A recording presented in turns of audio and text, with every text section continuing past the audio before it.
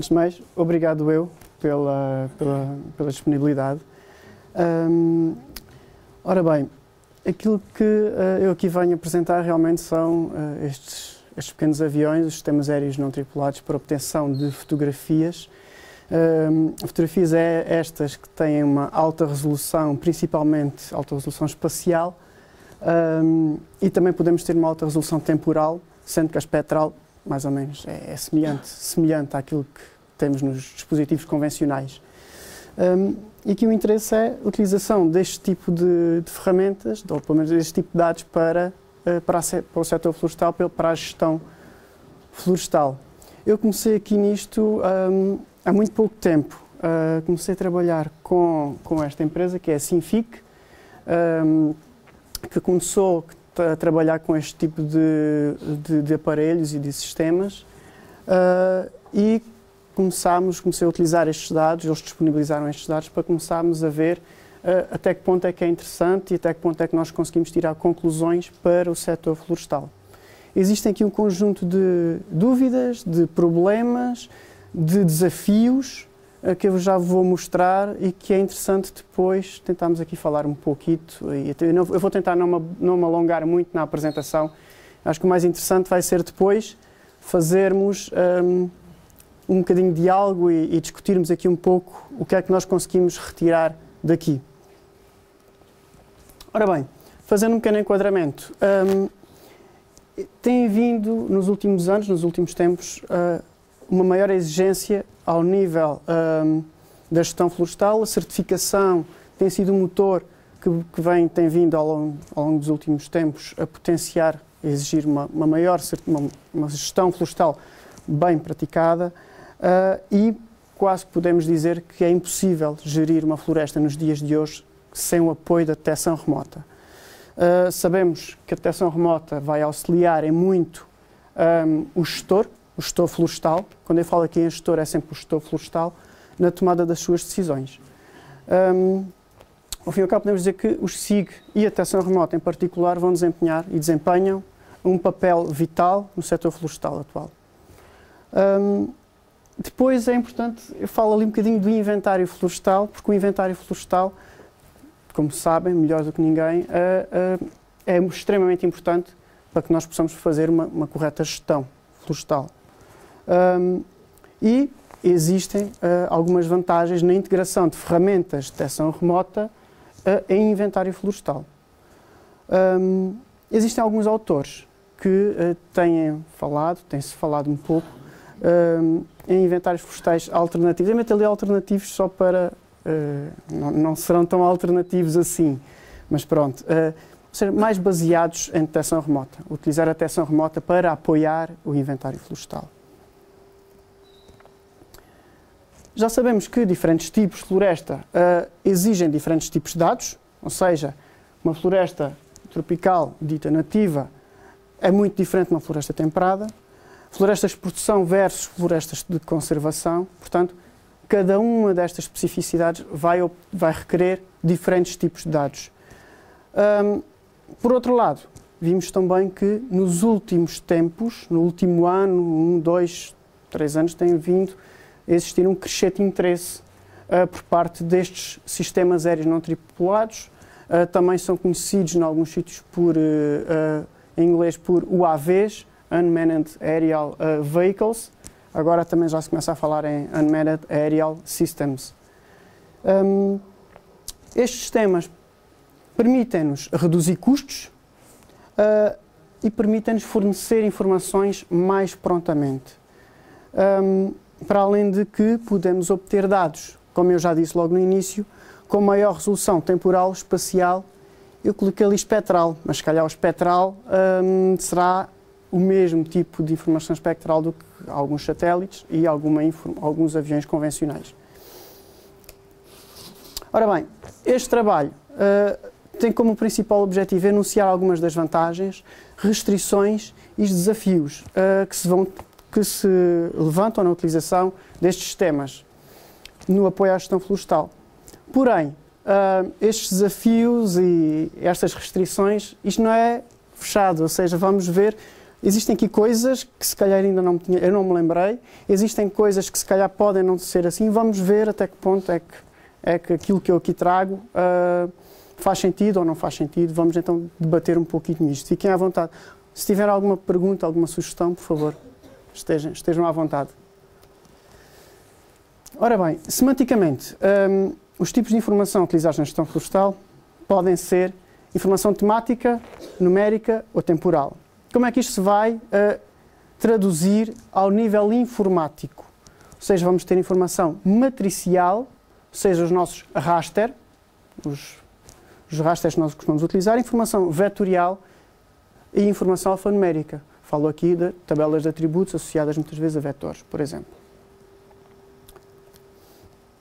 Ou seja, ao nível da recolha de dados, eu faço aqui já uma distinção entre observação direta e observação indireta. Direta, já sabemos, coordenação de pontos, medição de ângulos, distâncias, pronto, aquilo que nós fazemos no campo. E observação indireta, satélites, aviões convencionais e, ultimamente, este tipo de sistemas aéreos não tripulados. Trago aqui um exemplo. Existem vários modelos deste tipo de sistemas. Este é o modelo que a Sinfic, é um dos modelos que a Sinfic tem e com os quais os dados, eu estou a utilizar estes dados. Existem helicópteros, existem quadricópteros, existe um universo de modelos. Este aqui tem uma vantagem. Eu sei que a Sinfic tem trabalhado também em África e este é completamente elétrico. Ou seja, não estamos dependentes de gasolina. Existem modelos com maiores autonomias, mas são alimentados por gasolina. E gasolina, uma gasolina especial, não é gasolina normal. Portanto, às vezes, em zonas mais remotas, é difícil obtermos esse tipo de gasolina. Portanto, assim, a nível elétrico, estamos sempre desenrascados. Pronto. E então temos este aparelhozinho. Isto, no início, a gente fica, calma, o que é isto? Estão a brincar comigo, só pode. Pelo menos foi com... A ideia que eu vi inicialmente, quando me disseram isto, eu fiquei isto é impossível, isto não vai... O que vai sair daqui, isto não é nada de jeito. Reparem que isto está tudo naquela mala e aquele ali é um tubo de cola, o HU, que vem por defeito quando se compra este modelo. No caso, aquilo é esferovite, o avião cai, parte-se, mete-se um bocadinho de cola, mete-se um bocadinho de esferovite que vem ali, aquilo ali é esferovite especial desse tipo, colamos um bocadinho de lixa, está feito. Agora, o que nos interessa é o que é que vai sair dali, o que é que eu posso utilizar daqui. Ora bem, este modelo SenseFly, existem outros com características distintas. Os dados que eu utilizei se foi este modelo. Tem um tempo de voo de aproximadamente 30 minutos, o que me vai equivaler a uma área levantada de 100 hectares, no caso de eu estar a voar com 90 metros de altitude, de altura. Vou ter, no final, um ortofotomapa final com uma resolução espacial de 3 centímetros.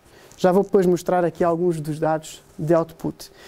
Já agora, tenho aqui 2 filmes que podemos ver, que é como é que se faz o lançamento e como é que ele aterra. A ver se isto corre bem, se ele não me vai envergonhar.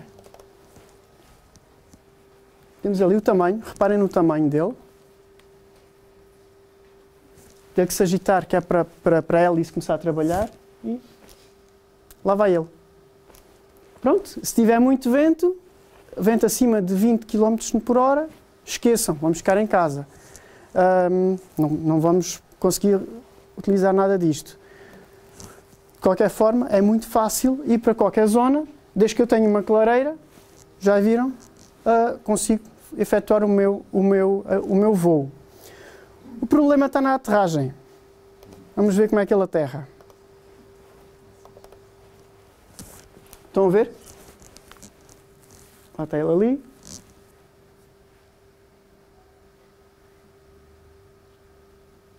Este foi um dos testes iniciais, com pouca floresta, ainda assim a coisa não corresse mal. Lá vai ele. Caiu, sempre assim, no caso, para a coisa não correr mal. E pronto. O que significa que quando para a aterragem convém termos uma clareira, um espaço onde ele possa aterrar. Tudo isto é controle. Já agora, uma coisa que eu não mostrei. Ele vem com, ele vem ali com um joystick para nós podermos controlar. Eu sei que ninguém na Nacinfic ainda usou aquilo. Portanto, todo o plano de voo é feito com o computador, tudo é feito de forma automática. Eu é que construo o plano de voo e ele cumpre criteriosamente o plano de voo. A aterragem é exatamente a mesma coisa. A aterragem, diga onde é que ele vai aterrar, ele anda às voltas e depois aterra. Quando eu faço o levantamento, se vocês viram, não deu para reparar no filme, mas ele sai e depois anda às voltas até ter um sinal de GPS estável e até ter um sinal, ou seja, todo o plano de voo, que ele saiba que vai cumprir o plano de voo em condições. No caso de haver o vento a mais, ele tem sensores que detectam isso e volta a casa e aborta a missão. Ora bem, vamos fazer aqui uma pequena comparação. Os dados deste aparelho com um voo convencional. Aqui tenho os centros de fotografias a branco de um voo convencional. Reparem como são estáveis. E depois tenho ali o meu voo do meu SANT. Vê-se mal, mas é só para perceberem que um voo inteiro deste equipamento corresponde quase a uma fotografia inteira, só uma fotografia, de um voo convencional. De qualquer forma, vou ter muito mais resolução, não é? Pronto, e é um voo destes eu faço quando eu quero, não estou dependente de mais nada. Tenho aqui um bocadinho mais de pormenor. Reparem que eu tenho que ter muito mais sobreposição, ou seja, aqui tenho na FIAD uma sobreposição de 90%, para que depois, em pós-processamento, eu tenha um output, pelo menos em condições, caso contrário. Reparem que as fotografias, coitado, ele tira a fotografia como pode. Não é? A fotografia não é, estas aqui, ali, não são tão em linha reta como eu gostaria. Não é? E acaba isso que eu estava a dizer. Contudo, devido à própria estrutura do avião, materiais mais baratos, mais leves, as características qualitativas dos dados são inferiores aos seus homólogos convencionais. Ou seja, deriva das fiadas, viram naquela fotografia, é maior.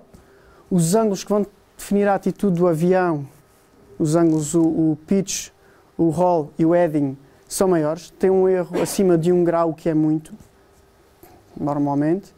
E as coordenadas do centro de projeção têm geralmente um erro na ordem de metros. Não, isto não tem correção diferencial.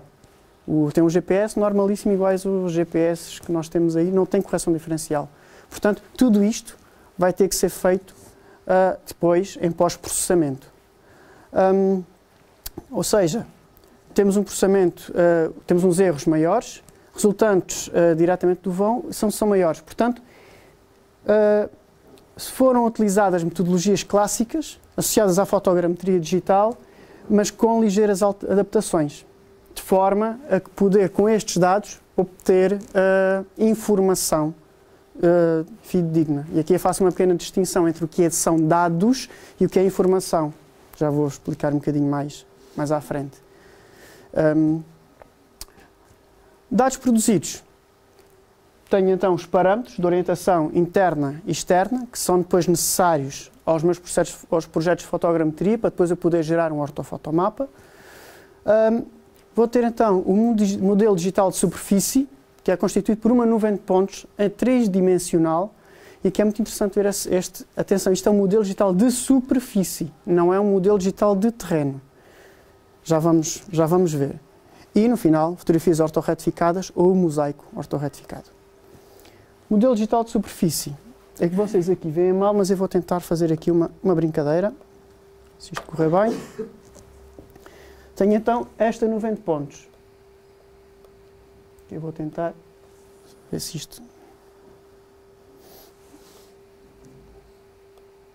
Isto foi obtido com aquele avião. Uma nuvem de pontos, vale o que vale. Vocês conseguem ver?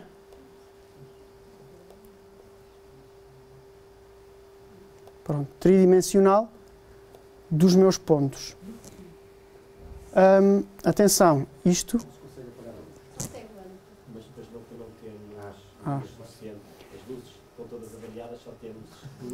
Ok, apagavam tudo ligado. Não vimos ver nada.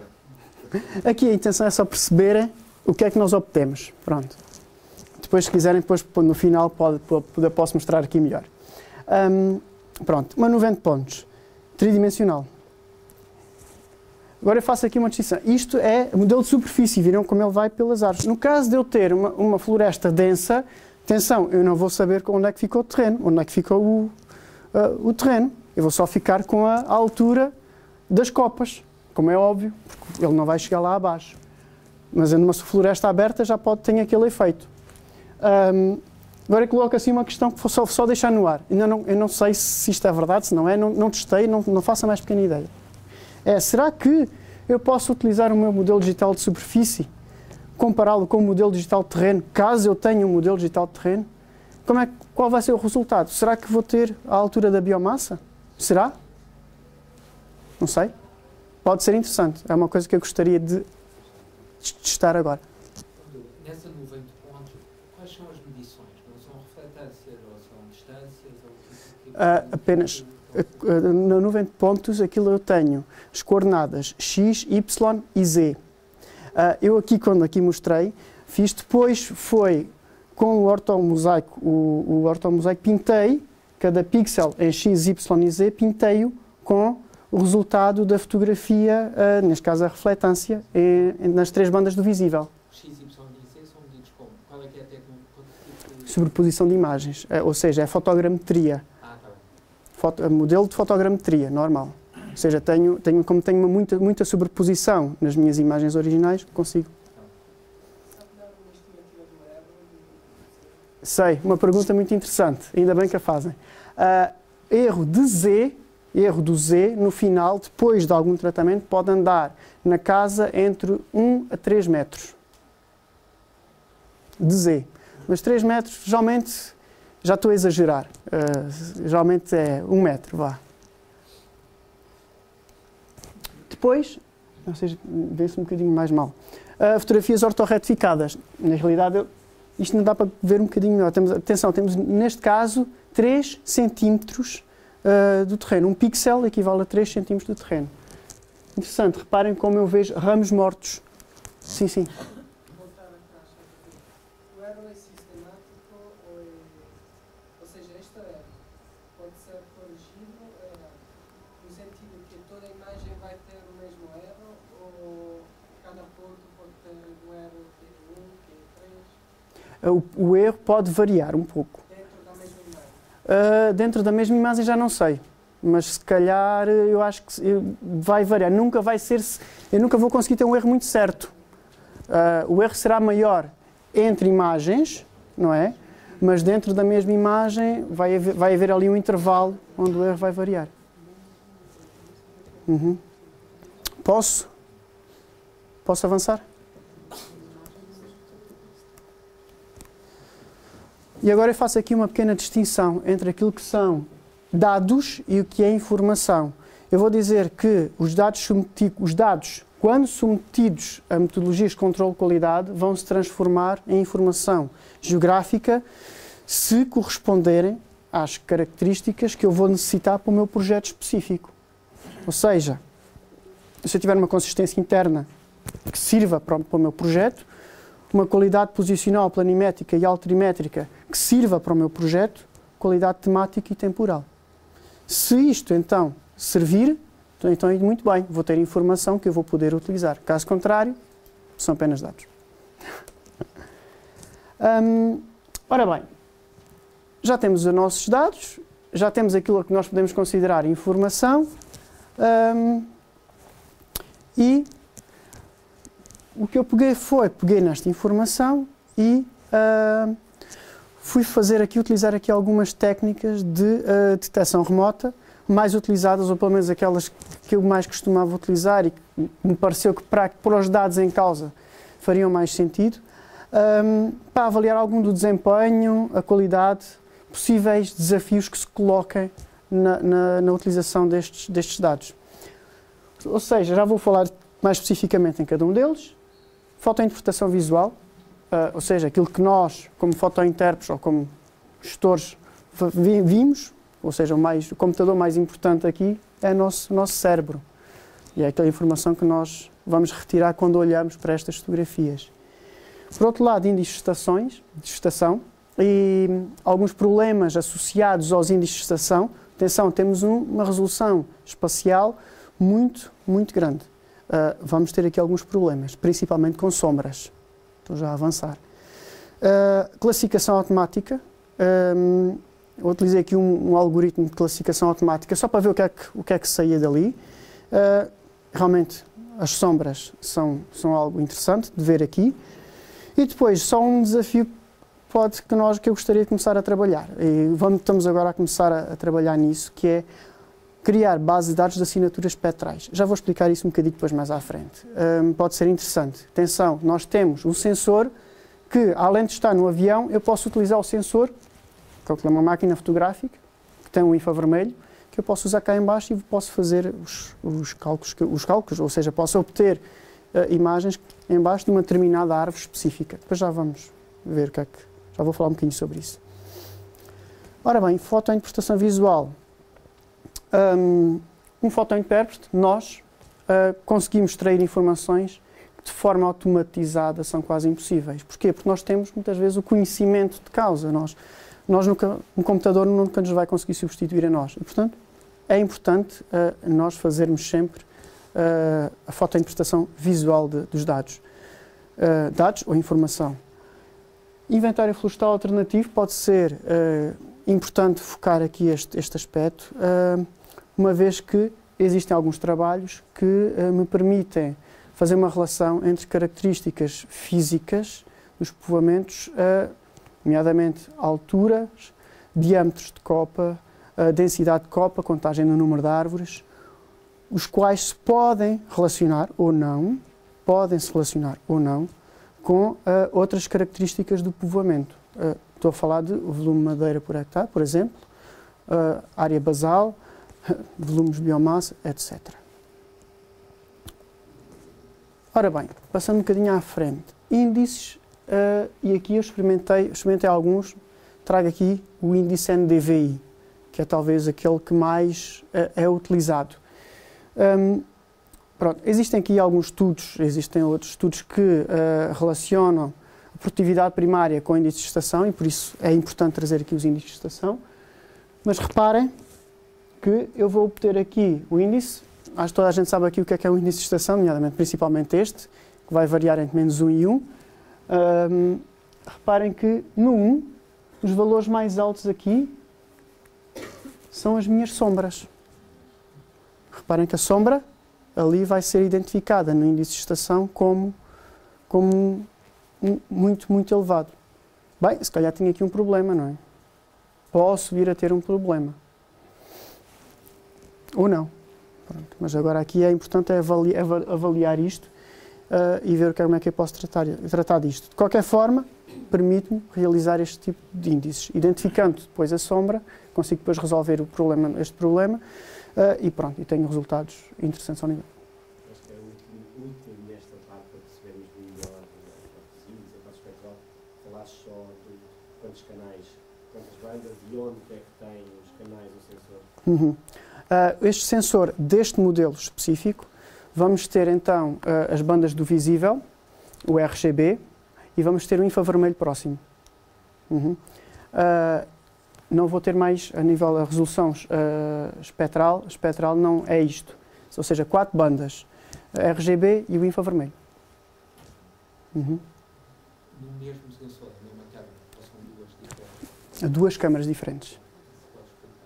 Duas câmaras diferentes. Uma câmara detecta as três bandas do visível, RGB, e a outra câmara vai detectar o infravermelho, o vermelho e o verde. Tenho isto. Pode explicar as sombras? Exatamente. Pode explicar. Por isso é que é uma das técnicas depois que eu falar mais é exatamente essa. Fazer a comparação entre adicionar depois as outras bandas. Pode ser interessante. Pronto, cá está. regiões de sombras apresentam-se então maiores valores. As sombras, pronto, são um problema. Pronto, e então aqui, como eu tenho esta resolução, eu não vou ter apenas um tipo de sombras, vou ter vários tipos de sombras. Posso ter a copa, posso ter a sombra, posso ter uma sombra na copa e copa à sombra.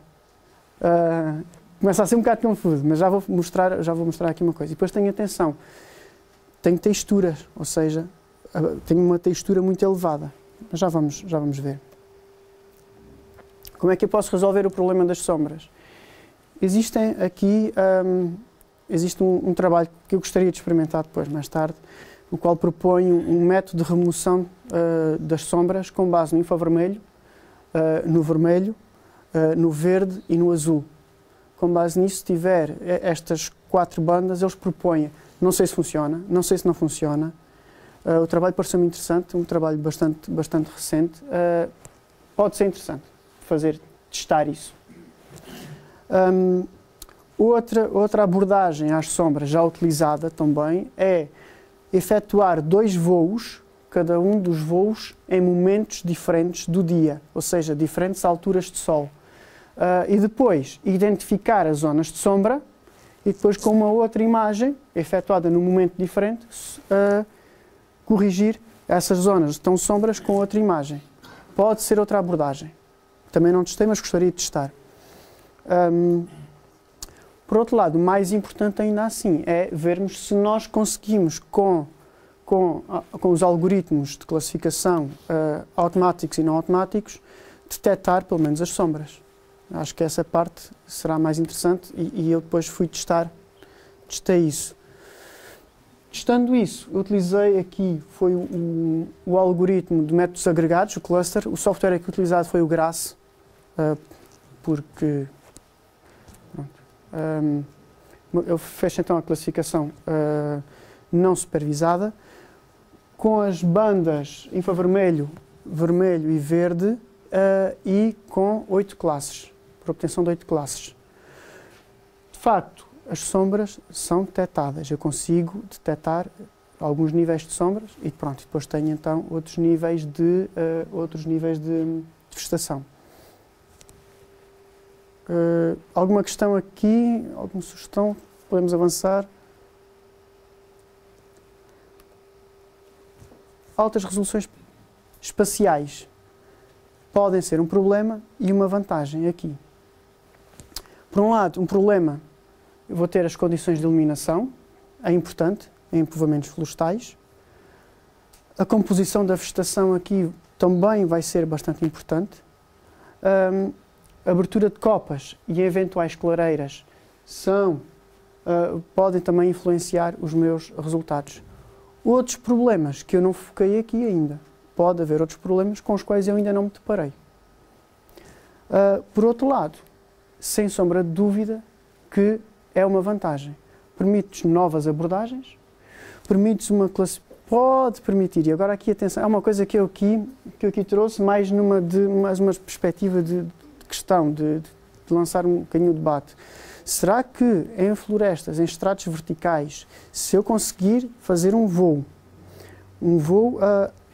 numa zona de fronteira, claro, será que eu vou conseguir poder identificar a altura dos estratos? Já vimos ali com o modelo digital de superfície. Será ou não? Não sei, não faço a mais pequena ideia, mas pode ser interessante testar. Tenho algumas dúvidas também, mas em zonas de fronteira pode ser interessante avaliar esses estratos. Não sei. Sim. Explicar melhor os problemas, porque é que são problemas? Isto é, as condições de iluminação, simples. Agora, já vimos. A composição da vegetação vai influenciar a textura. E, por exemplo, eu não tenho... ou seja, se eu vou ter a mesma copa, vou ter na mesma copa a composição da vegetação, a forma como a vegetação está composta vai ser diferente. Por exemplo, mesmo a nível de sombras, se eu tiver uma composição uma mais alta, se for tudo plano, tudo uniforme, vai ser diferente. Se eu tiver as coisas mais... Sim, pode ser. Posso ter mais sombras na copa, por exemplo. Nessa perspectiva, maior textura na minha fotografia, na minha imagem, pode ser.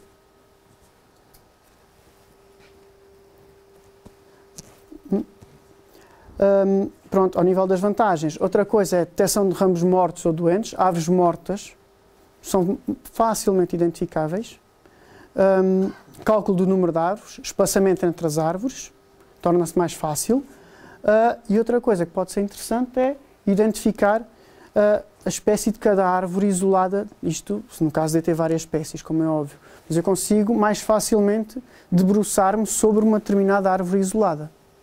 Pronto, em determinadas condições, como é óbvio. Há aqui outros problemas, outras vantagens que eu não estou aqui a focar. Outra coisa que pode ser interessante e que eu comecei agora aqui a trabalhar neste sentido é será que nós podemos, nós já sabemos da detecção remota, como é que determinadas espécies se comportam ao nível espectral em determinadas condições. Estou aqui a dizer, por exemplo, pinheiro bravo, em stress hídrico, é completamente diferente a nível da refletância, pinheiro bravo quando não está em stress hídrico, por exemplo. Porém, pode ser interessante começar a criar uma espécie de dicionário de assinaturas espectrais de cada espécie, tendo sempre em atenção uma espécie, a sua localização geográfica, a estação do ano, a altura de sol em que foi tirada a fotografia, muito importante, tipo de solo, quantidade de água disponível, estado fitossanitário daquela planta, idade, etc. Ou seja, pode ser interessante abordar fazer um dicionário mais pormenorizado. Porquê? Porque eu tenho capacidade de pegar no sensor, deslocar-me ao terreno e fazer fotografias com as 4 bandas. Ou pelo menos com a banda também do infravermelho. Pode ser, e posso avaliar eu isso em gabinete. Não estou tão dependente, se calhar, de um avião convencional tripulado, que tem custos muito mais elevados. Eu posso ir ao terreno e tirar essas fotografias. A questão que eu coloco é, permitirá estas bases de dados inúmeras utilizações ao nível da detecção remota? Será que tem? Se calhar, parece-me que pode ser interessante. Pode ser uma abordagem interessante. Ou pelo menos para as espécies que eu conheço ou com os quais eu trabalho na zona onde eu trabalho. Aqui a intenção é se focar ao ambiente, ao tipo de floresta que eu estou a trabalhar. Apanhado geral. Tentar fazer um apanhado geral. Ganhos e desafios que podem aqui aparecer. Por um lado, sem dúvida, que os custos da aquisição dos dados são mais baratos. Outro dos ganhos importantes é o tempo que demora entre o voo e eu obter os dados. Ou seja, entre o voo, faço um voo de 30 minutos, ao fim de algum processamento vá de 1 hora de processamento, 2 horas de processamento, eu tenho os meus dados. Ou seja, estamos aqui a falar de uma manhã. Ao fim de uma manhã eu tenho dados sobre uma determinada área. Existe um controle grande por parte do gestor aonde e quando é que eu vou voar. Onde e quando é que eu vou obter os meus dados. Imagino a nível de determinadas condições, quando uma espécie está em floração, qualquer coisa que eu precise num determinado momento, eu consigo fazê-lo. Ao passo que, de forma convencional, estou sempre dependente. Por outro lado, eu tenho como estou a voar a 90 metros, o sinal, o ruído que vai existir entre a minha vegetação e o sensor é muito menor. Ou seja, inclusivamente eu consigo voar abaixo das nuvens. Posso fazê-lo, caso queira. Ou seja, menor correção atmosférica, melhor qualidade da imagem, neste caso, resultante. Ou seja, é importante aqui sempre focar os 3 níveis de resolução. Resolução espacial, temporal e espectral. Espectral já vimos. É o que ao menos temos o infravermelho, que já nos permite fazer um conjunto de análises. Acho que a espacial e a temporal é que é muito grande. Pode ser muito grande. Por outro lado, ainda temos deformações geométricas da imagem ou do meu mosaico ortorretificado, principalmente nas zonas de bordas, pode estar mais deformado. À medida que eu me afasto do centro, do ortomosaico, vou ter maiores deformações da imagem. Já vimos as sombras, com estes sensores podem ser um problema. Maior textura da imagem. Tempos de voo que são curtos, temos 30 minutos, eu não consigo fazer mais do que 30 minutos, e depois tenho que descarregar os dados, e aí posso fazer um outro voo. De qualquer forma, se eu tiver um dia bom, eu consigo fazer 4 voos num dia. Pronto, dependendo daquilo que eu vou necessitar. Ali talvez seja mais um desafio. Até que ponto é que o modelo digital de superfície pode ser interessante nos modelos de classificação? Até que ponto é que eu posso utilizar o meu modelo digital de superfície para obter outros dados? Por fim, sabemos que os SHUNT trazem novas possibilidades. Tenho a certeza absoluta que vai ser... vamos começar mais e mais a ver este tipo de equipamentos a obterem dados nas nossas florestas. Não tenho grandes dúvidas disso. Principalmente podem ser um grande apoio no inventário florestal. Também não tenho dúvidas disso. O número de análises que só são possíveis realizar graças a esta elevada resolução espacial e temporal e a obtenção do modelo digital de superfície é muito interessante. É interessante também utilizar este tipo de equipamentos para acompanhamento de novas plantações. Isto é apenas um exemplo. Tantos outros. Acesso a áreas remotas. Quantas vezes eu não tenho acesso a áreas remotas e não é por acaso que esta Sinfic adquiriu este equipamento especificamente com vista já em áreas que eles tinham em Angola. A questão dos estratos verticais deixo aqui só no ar. Fico com uma questão que eu achei interessante só trazer. Por último, eu diria que os SHUNT são já uma ferramenta que vai responder a muitas destas questões do setor florestal, da gestão florestal, que de forma clássica seriam quase impossíveis e muito dispendiosas. Por exemplo, um exemplo prático, só para terminar, eu trabalhei numa associação florestal, a Flopen, onde tivemos um dos primeiros certificados de grupo de gestão florestal. E uma das coisas que nós nos separámos no início dava-nos muito jeito obtermos imagens das nossas plantações, das nossas áreas de gestão. Porém, não tínhamos capacidade financeira de comprar estes dados. Também não tínhamos capacidade financeira de obter alguns dados e às vezes era completamente impossível. Não é? Pode ser uma solução também. Pequenas áreas-chave, para algum inventário também pode ser interessante. Desculpe, está uma pessoa... já está. Pronto, basicamente esta é a apresentação. Eu agora se calhar passava a palavra para o vosso lado, se calhar ouvir algumas das vossas sugestões, questões que tenham, por favor fiquem à vontade para falar. Ok, obrigado Luís.